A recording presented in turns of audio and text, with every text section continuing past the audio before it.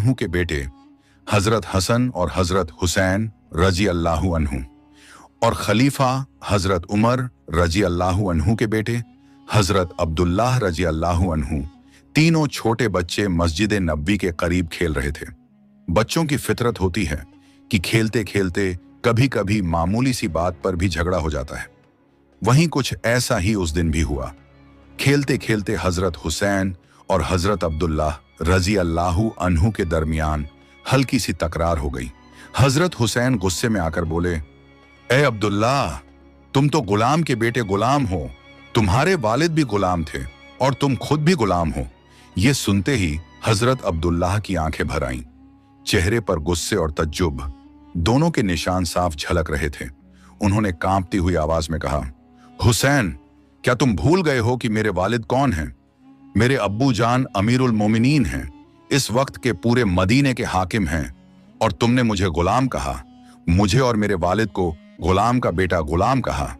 ऐसी बात तुम जैसे अजीज दोस्त की जुबान से कैसे निकल गई? ये लफ्ज मेरे दिल को बहुत तकलीफ पहुंचा रहे हैं। मैं जरूर अपने अब्बू जान से तुम्हारी शिकायत करूंगा। ये कहकर अब्दुल्लाह की आंखों से आंसू बह निकले। वो गुस्से और मायूसी में वहां से उठे और रोते हुए अपने घर की तरफ रवाना हो गए। उधर हजरत हुसैन कुछ देर तक वहीं चुप खड़े रहे, फिर बिना कोई अफसोस जाहिर किए खामोशी से अपने घर की तरफ चल पड़े।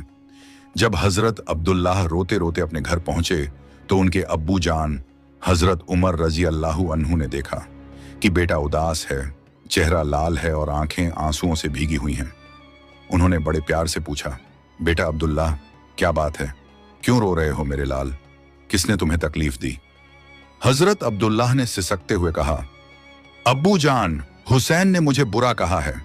हजरत उमर राजी अल्लाहु अन्हु ने हैरत से पूछा, क्या कहा उसने?